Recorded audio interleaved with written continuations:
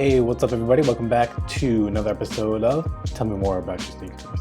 So we're here with episode 6. We're going to do, a little bit more topical, topic for the day. I guess topical, but not like something you put on your skin, but, something that's going on with current events. So the topic that we're going to be talking about today is, when is too much anxiety too much?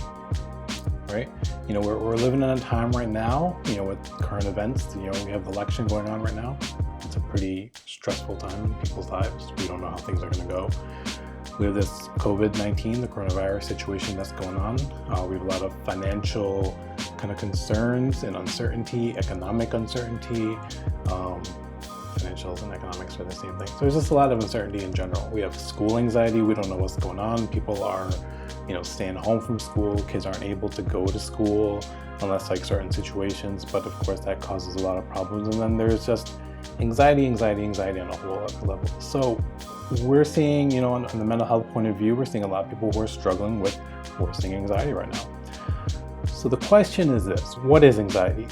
And when does it become a problem? When is it too much? So, the best way to explain anxiety is Netflix and Vox came out with a little documentary series called Mind Explained. This came out some months ago, maybe a year or so ago. And it's like they had like a 20-minute episode entitled Anxiety, and it did a really fantastic job. So I recommend everybody to check that out. I'll put a link to it in the description below. While you're down there, subscribe, comment, etc., all that fun stuff. Support me a little bit. But what it is, and what I tell my patients, right, is that anxiety is a survival mechanism. It is that fight or flight, how we respond when there is a threat that's out there in the world. And the best way to kind of think about it is, primal day, the Stone Age kind of days when we were living out there and there were threats all around us, literally like a lion jumping out of the woods. We had to react. We had to be aware of that. So there was an element of anxiety, an element of worry, an element of kind of fear that something will happen.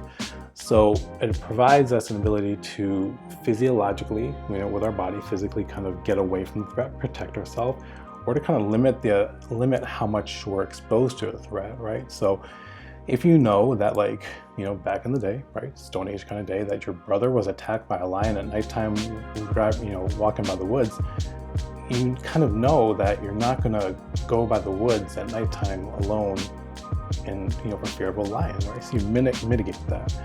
And the other thing is also, when that lion jumps out of the woods to an extent, or forest, whatever, jungle, you're able to kind of, your body takes over and is able to kind of get into this, again, fight or flight, or fleeing. So we can run away from that situation as best as we're able to do so. So that's kind of anxiety. And the way that we talk about it today, because we're not necessarily threatened about, lions and tigers and bears, oh my, right? We're worried about things like school stuff, again, election stuff, test stuff, all this stuff that's out there in the world of coronavirus, right? So anxiety has to be increased.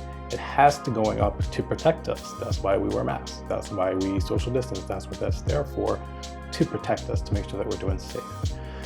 So on a day-to-day, how does that kind of work? And what I'm going to try to do is I'm going to try to draw it out in a nice little graph. So let's see what I can do if I can get this to work. Okay, so what we're going to draw over here is a little graph, right? So here is our y-axis, and then we'll draw our x-axis as well, okay? And on the x-axis, we're going to draw anxiety, okay? And then on the y-axis, we're going to do performance. So this isn't necessarily like a straight graph, right? It's not a straight one-to-one kind of ratio.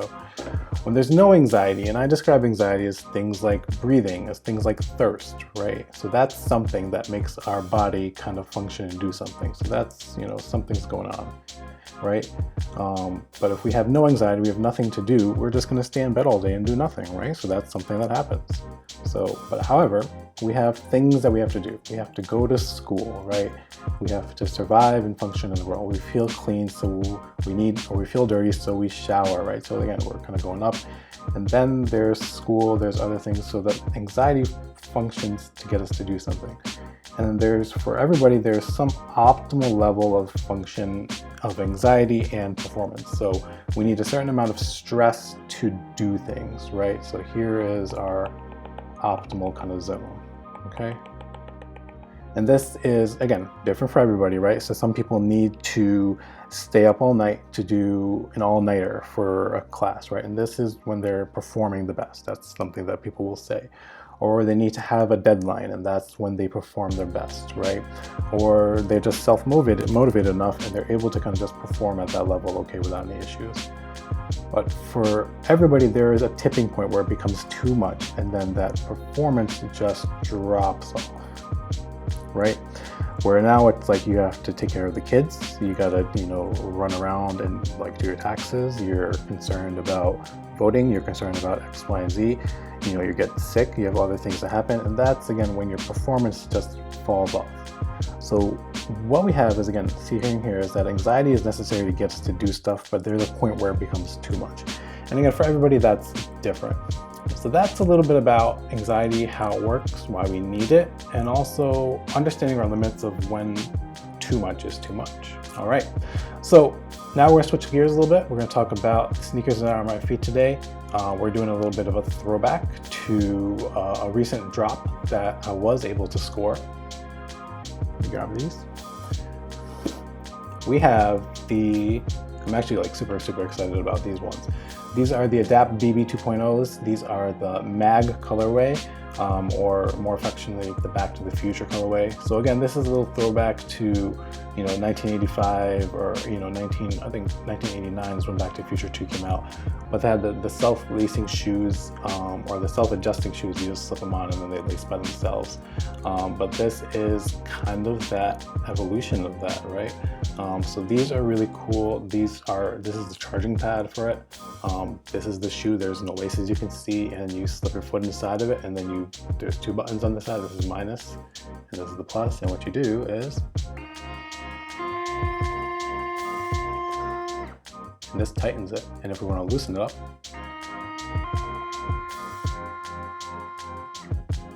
I slipped it on this morning, and it just automatically adjusted to my foot, and I was like, whoa. So these are awesome. I'm actually super excited that I was able to grab these a week or two ago. They come in this, again, the colorway is referencing those self-lacing shoes from Back to the Future, good old Marty McFly, and all that stuff. So really awesome. I'm really excited to have been able to grab these ones. That nice swoosh branding over here, and just again that auto lacing, that self-tightening feature. What is going on, right? This is pretty sweet. All right, so that's what we got for today's episode. I hope we pick some stuff up, check some things out, and then like, comment, subscribe. Make sure to check out some additional videos. Support us as we continue to grow, and we'll catch you at the next episode.